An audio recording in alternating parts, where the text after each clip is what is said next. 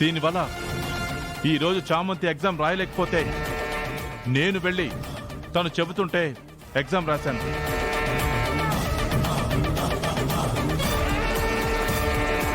ఇలాంటి పరిస్థితుల్లో ఉన్న చామంతి ఆ లెటర్ ఎలా రాయగలదు? కాస్త ఆగు హర్ష. దీని మొహమే చూడకూడదు అని నేను పంపించేస్తే దీనికోసం వెళ్ళి ఎగ్జామ్ రాస్తారా? ఇంకా మీకు ఏం చెప్పాలి? ఇక నాకు విలువే ఉంది హర్ష. నీ దృష్టిలో నాకన్నా నీకిదే ఎక్కువ, మేమందరం తక్కువ. ఇదేనా నా విలువ?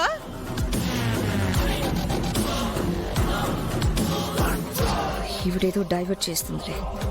ఆ లెటర్ మ్యాటర్ ఇక రాదు. ఇక్కడ నేను ఎక్కువ తక్కువ గురించి విలువల గురించి మాట్లాడడం లేదమ్మా.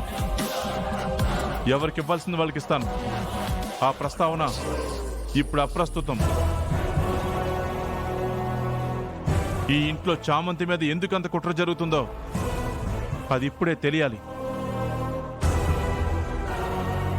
అవునమ్మా, తన మీదంత అబాండం వేసి వెళ్ళగొట్టాల్సిన అవసరం ఏమొచ్చిందో తెలియాలి. చామంతి మీద లేనిపోని డౌట్స్ ఎందుకు క్రియేట్ చేశారో తెలియాలి. మమ్మల్ని ఎందుకు బాధ పెట్టాలని చూశారో, తన జీవితాన్ని ఎందుకు ఇబ్బంది పెడుతున్నారో ఇప్పుడు తెలియాల్సిందే. ఇప్పుడేంటి ప్రేమ్? ఆ లెటర్ ఇది రాయకుండా వేరే ఎవరో రాశారు అని నీ అనుమానమా? అదే కదమ్మా. రేయ్, ఇదేదో మీకు మాయ మాటలు చెప్పినట్టుంది.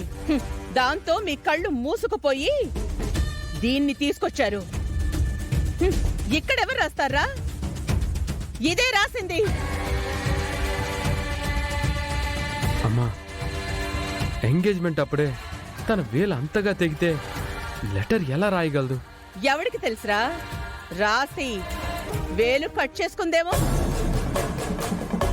అమ్మగారు, అలాంటి బుద్ధులు ఈ చామంతికి ఈ జన్మలో రావండి. ఆ రోజు మీరు వేస్తున్న నిందలకి అయోమయంలో ఉండిపోయాను. నేను ఎలా రాయలేదు అని మీకు చెప్పే ఆలోచనే నాకు రాలేదు. కానీ ఈరోజు ఆ ఆలోచన బాబుగారికి వచ్చింది. ఇప్పుడు నేను కూడా డిసైడ్ అయ్యాను. రాసిందెవరో తెలియాల్సిందే.